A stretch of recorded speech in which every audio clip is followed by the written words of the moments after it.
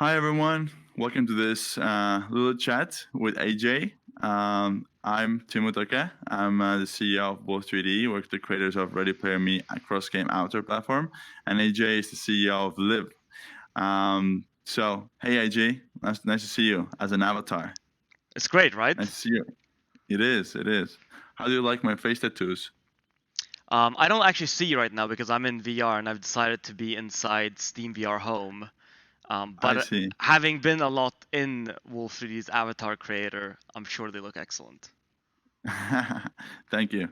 Awesome. Yeah, I have a full a virtual screen set up here with questions and everything. Awesome. So I guess let's start with the easy question. What does Live do, and where are you coming from? Yes, Mm-hmm. absolutely. We build software that helps people share whatever they're doing inside VR and soon also AR. We started out in sort of the tooling space, specifically actually for streamers. That's sort of where our background is. And I guess our rise to fame is mixed reality capture. We stand on the back of shoulders like the folks at Fantastic Contraption with Kurt Gartner, Valve with their original mixed reality implementation, and of course Crow Team with Serious Sam. And with mixed reality, we sort of come around and now building a set of tools and technologies for creators across the board, whether you're on standalone or PC VR, to be able to better share, whether you're playing in VR or making art in VR, share that experience and share that creation with your friends, family, and fans. Awesome. That's cool. So, so your average user is kind of a streamer, creator for Twitch and YouTube. It's a very wide range of archetypes, if you will. Everything from sort of your core Yeah. streamer who streams on Twitch or makes really high quality videos for YouTube, all the way down to very casual people who stream to their friends on Discord or just want to sort of show VR off to their friends in their neighborhood. Cool. Awesome. So with the kind of the recent new, flow of new headsets and more VR users that just use VR daily themselves to play games and then communicate, do you see kind of more interest to, for like watching VR-based content, or are those things not kind of correlated with each other? Yeah, so I mean they're separate and they're certainly correlated at the same time. So in a sense, Yeah. we have more and more people coming into VR, obviously, largely driven by the Quest. And as Yeah. more people and players come into the space, some of those players will experience what we've experienced, which is I just did something really cool or I drew something really beautiful, and they'll want to Yeah. share that with the world. So I think the propensity for sharing is human nature, and as more people in the top funnel come into the space, the more sort of absolute numbers of sharers and creators will we see. Yes. Yeah. So I only anticipate that growing. Makes sense. And COVID, like kind of people being stuck at home, do you see a kind of a large amount of new streamers that just kind of enter this market because they had the time and they're like in general spending more time in virtual worlds? Yeah, so I think live streaming as a whole, gaming as a whole, has grown during COVID, and it makes Yeah. sense. People stuck at home. What do you do when you're home? Play games or you watch games, and if you haven't done that before, you certainly had more reasons to do so now during COVID. Right. One thing that we've always talked about, within Live is, gaming as an entertainment form is actually very, very cheap compared to all the other ways that you could have fun for money, if you will. Yeah, for And sure. so people are economically stressed, they're stuck at home, and gaming is this really rich world today that maybe people didn't expect it to be because last time they tried it was 10, 15 years ago. Yeah. So expansion of the market and then much higher usage as well. Steam saw their record numbers during, I think it was October, November. Twitch had a Hmm. record number of new streamers come in. All the platforms have grown year over year. And do you see numbers for like the ratio of VR streamers versus like gaming, or are those, yeah? What do you think? How's the kind of trend? Creators are always a subset of players, obviously. So as player Yeah. numbers grow, creator numbers grow, and I think at in VR right now, and as a result at Live, we're sort of all riding the growth of the industry, the expansion of the industry in itself. So one thing that Yeah. we've seen, for example, is that our growth graph very, very closely mimics Steam VR's growth graph in its I shape see. and in its tendencies.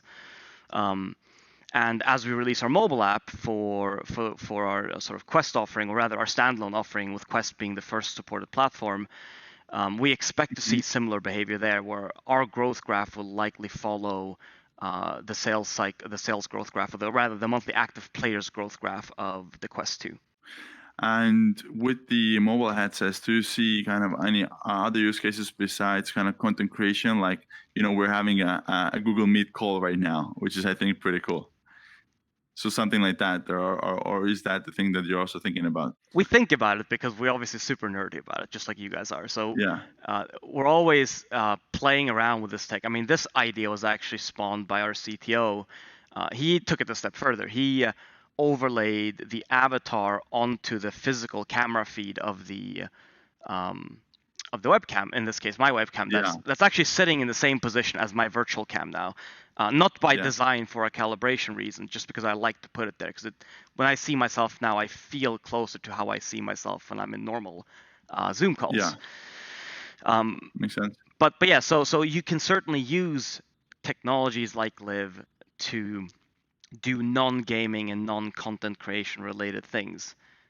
Our Hmm. focus as a company, when we think about where we drive value and where we also hopefully in the future capture our value, is in empowering people to share their experience and capture that, or rather capture that experience and share that experience.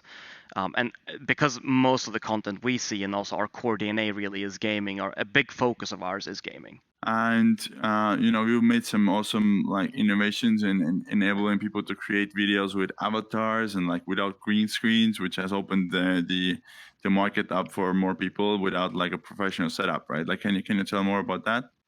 Yeah, there's a couple of reasons why avatars will always was going to play a big role in our company. Back Yeah, in 2016, when we were sitting down and thinking about, what does the future of sort of VR esports look like, we thought of it largely as a virtual experience and not a physical camera that looks into the virtual world kind of experience. yeah. And then we sort of stumbled upon the success that we saw with mixed reality capture, and Beat Saber and all these other games that we've worked with over the last 4 years. And there's a clear need for this, and it retrospectively makes a lot of sense, which is Hmm. people need to get bought into VR, and there aren't many. It's very binary today. You either try VR, 6 DoF VR, that is sort of 6 degrees of freedom Yeah. VR. You try that and you think this is really interesting. I can see the potential. Sort of the mental model starts making sense in your head, Hmm. or you watch a YouTube video. And I think historically the existing sort of first-person capture, while fitting in a lot of use cases, and we're certainly not saying that first-person capture doesn't have any room in any footage at all, but Yeah. specifically mixed reality capture is a really nice contextual shot for those who maybe don't know what it's like to be in there, because you get to see Right.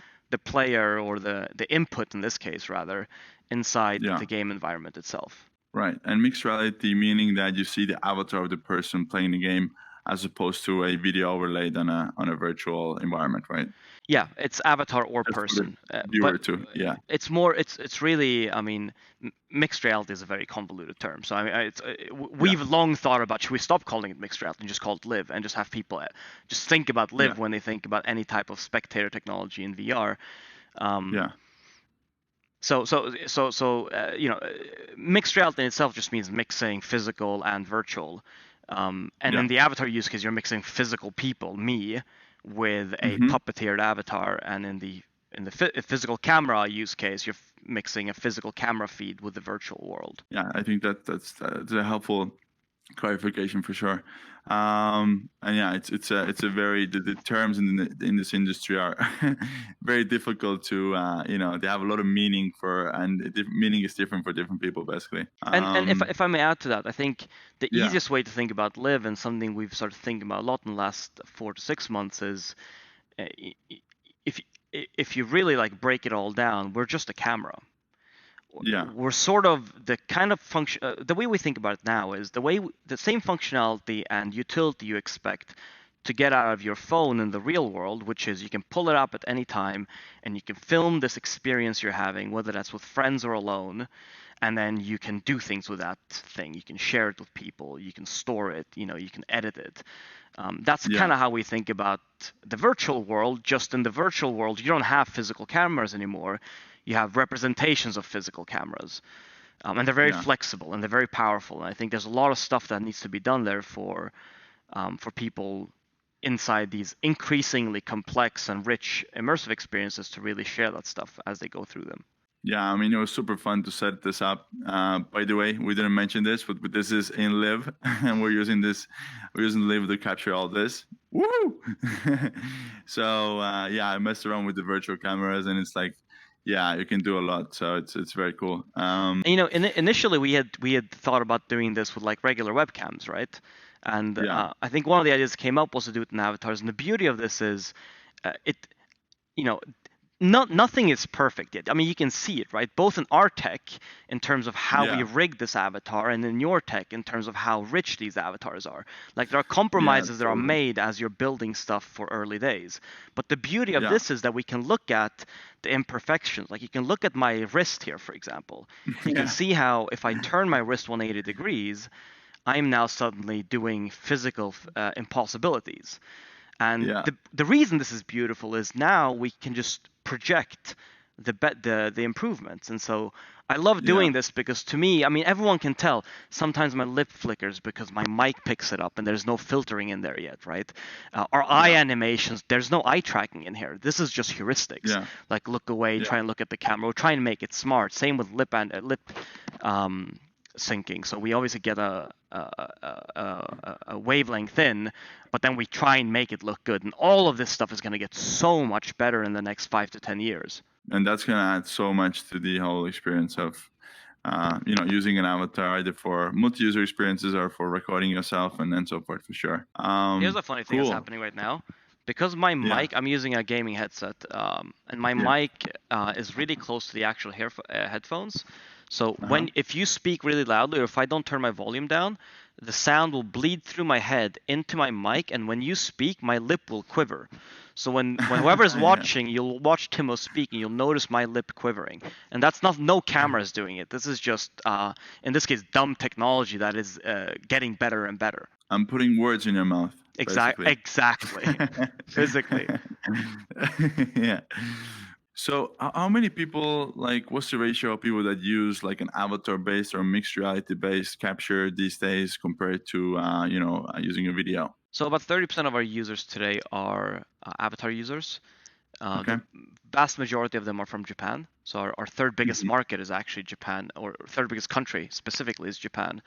Yeah. Right after North America as one region, and then Europe as the other region. And we see that growing. Both Hmm. we see our presence in Japan growing. We have a really nice relationship with Mogura VR there. I think the work we do with Yeah. avatars is really relevant for all the folks who are super into it. Yeah. And then we're also seeing That's very more cool. Western folks try out avatars. Yeah, and on that note, like, what do you think? What makes that different? Is it because of their culture, avatars, and kind of has it always been more of like their culture, and now it's just kind of picking up through those VTubers and then so forth, or what's the reason that we don't do that much of that in the West? Yeah, this was one of the questions that we decided we would talk about, and I've been thinking about it for a little bit. I mean, there's a lot to unpack there. Like, we're talking about vastly different cultural climates. I think Yeah, if I was to break it down, to me as someone who is a weeb and loves anime, I think yeah, the equivalent of anime in the Western world is cartoons.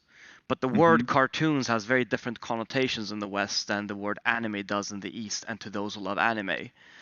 And yeah, so it's really hard, I think, for people to not think of it as a childish thing, a thing for children to do, right, and sort of treat it almost free of ego, almost like take it for what it is as opposed to what you think it might be. Um, yeah, but that's changing, and Code Miko on Twitch is a great example of this, where she's a former Unreal Engine, I think, developer. Got hmm, laid off during COVID, decided to stream on Twitch, bought a Rococo hmm, suit for $15,000, set up her own environment in Unreal, and is now streaming as a super high fidelity virtual Twitch streamer, completely virtual. and it's super Yeah. interactive. It's obviously all in Unreal, so she can connect all kinds of things to what the chat does and whatnot. But she doesn't Cool. look like an anime character. She is sort of at the edge. She's more like little Mm, Michaela than she is, Bakugo from Boku no Hero. Yeah, and so right. it fits, I think, our tastes better. And I think Wolf 3D is similar to this. Fortnite is similar to this. And so as more Hmm. and more of these styles move over to avatars, and then also as more and more people think about avatars and find alternatives and representations that they like, I think this is just going Yeah. to keep growing. Yeah, I mean, I guess like when the generation that is kind of young today and they're like virtual world natives, they use Roblox and Fortnite and other games. They're used to having avatar identities for like that represent them, and they're different for different games and so forth. When they grow up and start doing stuff, streaming themselves, working, I think for them using an avatar for not like childish or like gaming stuff only will also be like that trend will rise for sure. Yeah, and I think part of people's desire to, be a VTuber depends on there being an audience for VTubing. And so Yeah. I think in the West it's a bit of a chicken and egg, but Hmm. I think the precursor always needs to be good content, right? So in our case, we think of it the same way. We think it benefits everyone if we can build fertile grounds for new creators to enter the market. Uh, Yeah. it doesn't hurt to have more people talking about something and sharing about something, especially if they're excited when they do it. What are some of the benefits of using an avatar based identity versus a video, or like using your own identity when you're streaming? Or are people doing like are people like going full having this avatar representation, or are they kind of mixing between being themselves and then using an avatar? Well, beautiful. So I colored my hair. I'm a brown dude normally, right? So I colored my hair blonde during COVID, and then we got Yeah. in, and I realized, shit, I needed an avatar with blonde hair. All my avatars are dark haired or green haired because of Dr. Doom. And Yeah. within 10 seconds, I just re-uploaded my avatar with blonde hair, and here I am, right? So I can't do that in the real world. I mean, this is humanity plus here. I've gone beyond what I could have done as a human. So that's really cool. And you can take Yeah. that really far. And usually avatars take it like they come at it from the other end of the spectrum, right? They come at it from Hmm. I'm a fridge with legs, or I am Son Goku, or I have 3 cannons attached to my forearm. Um, so that's super cool. You can be whoever you want, truly, authentically be whoever you want. And of course, this is Yeah. only going to get better and better, fidelity-wise, input-wise, heuristics-wise, all of it. All of it's going to get way, way better. We're in the very earliest Yeah. days of this. Okay, so that's one. The other one is in the virtual world, you don't have any limitations. Um, I used to hate this because I remember always asking our engineering team, hey, I have this idea, is it possible? And the answer was always, it's code, everything is possible. And I think I finally internalized it. And in the camera example, I have a webcam sitting in the same position. If I wanted to move Yeah. that webcam, I need to physically go grab, I can actually do it with my virtual hand, I go grab this physical webcam, and you can already see what happens. Now I'm breaking the immersion, my hand is in the way, it's jittery because my hand is jittery, I'm not a perfect human. There's so many problems with humans and humanity and like physics.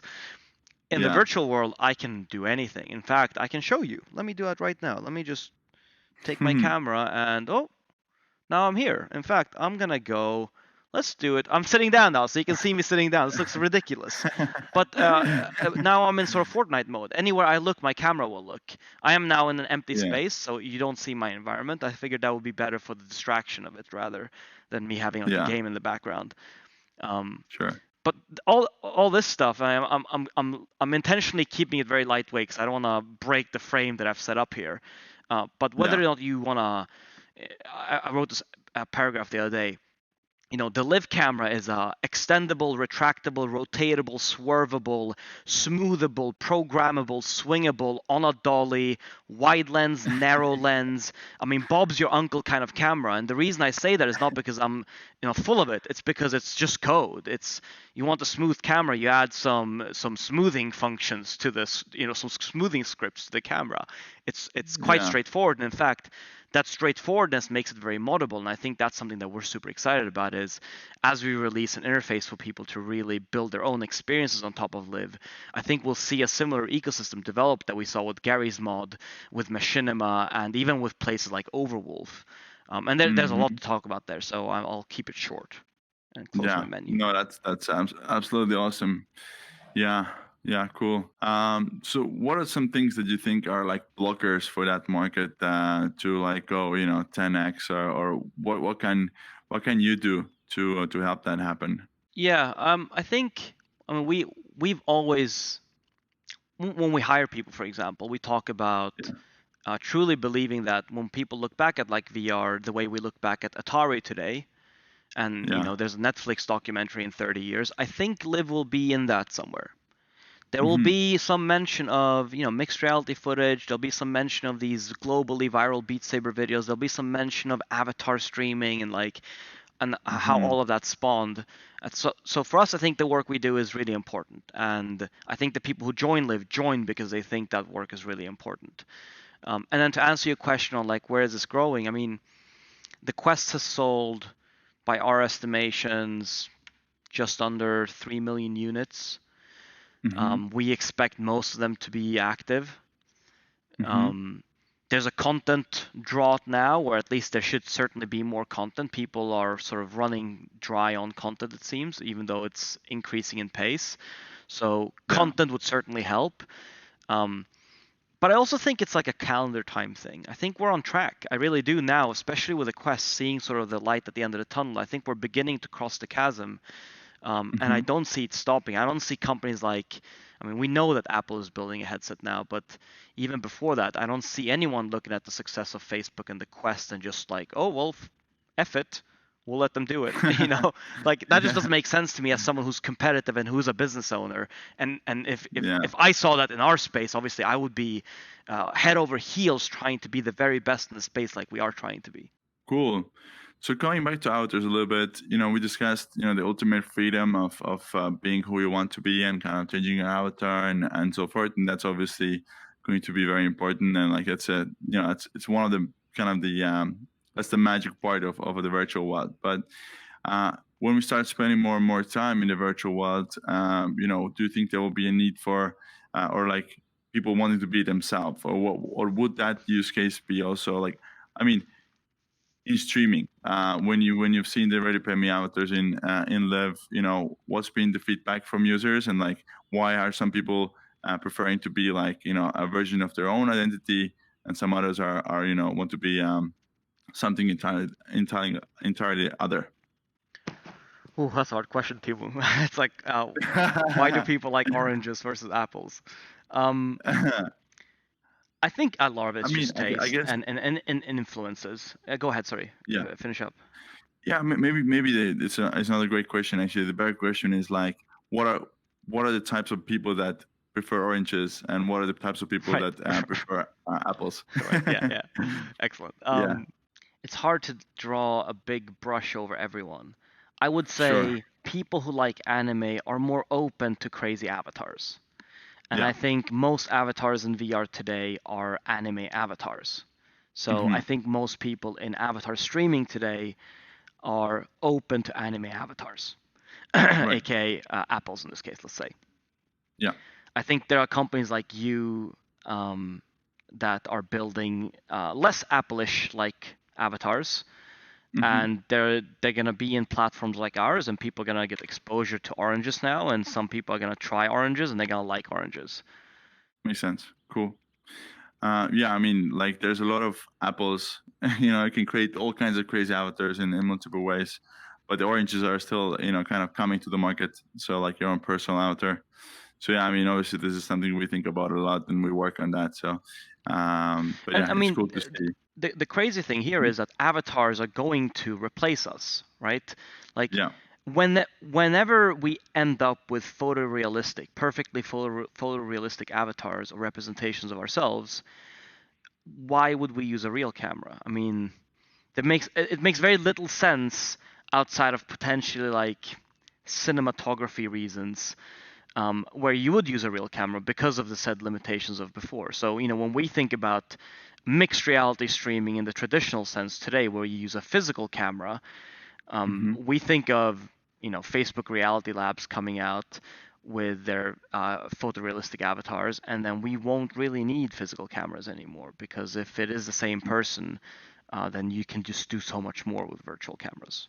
Yeah, totally. I mean, I think we're still like many years away from that, but definitely, it's coming. It's like ultra hyper realistic avatars that completely can kind of fool the other side that it's a real person. But yeah, to kind of run them reasonably on headsets and like any hardware, it's gonna take probably 5-10 years. Absolutely. And there's going to be the whole spectrum, right? Like, there's going to Yeah. be everything from being Godzilla all the way down to being just you.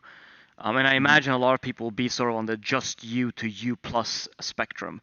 I mean, Spike Yeah. from Hero Capital, one of our investors, speaks about this a lot, which is sort of the digitization of self, meaning that we're already doing this.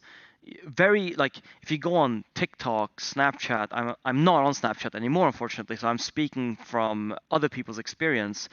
And Yeah. Instagram, very few people upload anything today that isn't filtered in some way or the other, whether that's adding Hmm. freckles or editing colors or hues or whatever that is. These are all Yeah. turning ourselves into avatars. It's just step by step. I Um, mean, like your entire social media profile is kind of an avatar. It's like a hand-picked, curated version of your life that you decided to show yourself as. It's not like your real self. And I think people will also want to curate their avatars. Pick the parts, like make them recognizable, but then augment them like they want. And also the augmentation can be different for different use cases and different platforms and so forth. Yeah, I mean, one of the great examples of the social media one is, or the example that you mentioned is, I frequently get told I don't look as nerdy as I am. In real life, I buy nerdy shit and put it on my clothes. I have jackets, and my main jacket, I have a Dr. Doom patch on it, and I have a Son Goku patch on the back, and I have a ramen patch because I love ramen, and I have a Bob Ross pin because I love Bob Ross, and like those things are the same thing as having assets in the digital world that you show to people to have affiliation, to have belonging. I mean, we all Yeah. know this as gamers when we play video games. I mean, by having a 5 set Night Slayer set from World of Warcraft, you now, like that sort of showing off what you care for and what you like is hard in the real world, really easy in the virtual world, and avatars are critical to that. What's your long term, like you mentioned that in some points here, but like what's your long term vision for Live? What is it in like 5 years when we spend more and more time in the virtual world for sure? Yeah, I've been writing this doc recently, called "The World in 2030" when it comes to at least Mhm. gaming and VR. One of the things that I sort of touched on earlier with I use Facebook Reality Labs, by the way, not to say that they're going to be the ones doing it. They could very well be Yeah. Wool 3D. I'm saying it just because it's an example that we all know of. Yeah. Um, when that is the case, then Live is an entirely virtual ecosystem. And today we think of ourselves as the camera in any sort of digital world, in any immersive experience. And Hmm. if you extrapolate that forward, it's sort of what does the camera enable, and what has the camera enabled? What did the iPhone camera enable downstream, by having the camera in the first place? And so we're thinking a lot about sort of what made Instagram as big as it was at its time, right? There's a really good quote to give you an example of the thinking, the sort of almost like the first principles thinking that I'm going to, as opposed to the feature set. Yeah. There's an article with the founder, and they were talking about Instagram in a state where it wasn't really popping off. People weren't really using it, and he's on the beach with his wife. And hope I'm not butchering this. It was a while back, but Yeah. the wife says, "Hey, I would use this photo thing more if I could just like if I could make it look like it looked in the magazines, I think it was called, or something." And Yeah. the thinking that he got to was, it's not just about giving people the camera, it's about giving people the camera and then making them feel like they are creators, making them feel like the Hmm. stuff they make is art, is creative, as opposed to just Yeah. taking a shitty picture and then putting it somewhere, right? It's not quite the same Yeah. thing. I mean, TikTok is kind of similar, right? They give you tools to make a cool video quickly. Exactly. And Yeah. so what we're doing a lot now is we're experimenting a lot. We have an internal team called the labs team, and we're experimenting a lot with exactly that, which is what are the underlying mechanics of a virtual camera used in the context that we use it in, which is filming yourself in three-dimensional space, or I was going to say six-dimensional space, but that's certainly not right. What is that? And I think for us that is very iterative, and it's very sort of we kind of want to feel it out as opposed to just like theoretically spell it out. But Yeah. in 2030 in live terms is in any virtual experience you're in, you're going to have a live camera, and you can use that camera to share, capture yourself and your friends, and share that with your greater network in VR itself. Awesome, AJ. This has been a great chat. Do you have anything you want to add? Where should we find you? I know you have an awesome Discord server with like 30,000 something people. So maybe. You can find Live on. It's basically at Live everywhere. So Twitter, Facebook, YouTube, Twitch. Live.chat in your browser if you want to hop into our Discord and hang out. The last shout out I want to do is actually to HTC. They released their lip tracker today. And the reason I say that is because I see myself talking to you, and I'm a very smiley person. But because I don't say any words when I smile, it doesn't pick it up in our current lip syncing system. And so having had the HTC lip tracker here would have been great, because then you could have seen me smile whenever we were talking, because I think that was missing a little bit here. So shout out to HTC. That would make all the avatars much better. Yeah. I think that's awesome as well, for sure. And I was thinking the same thing when I was seeing myself like listening and like being like poker face. When you're speaking, you get like the some of the movement and like body movement that kind of gives some emotion as well. But anyways, yeah, for sure. And I think Facebook also said that it's going to be a focus for them in the Quest 2 and Quest 3 and Quest 4, including some of the face tracking and animations in the headset. Cool, awesome, AJ, Dr. Doom. Thank you for this chat. My thumb isn't working right now. My capacitor is broken. But yes, thumbs up, everyone. Do it like this. Thumbs up to the moon. To the moon. Bye. Ciao.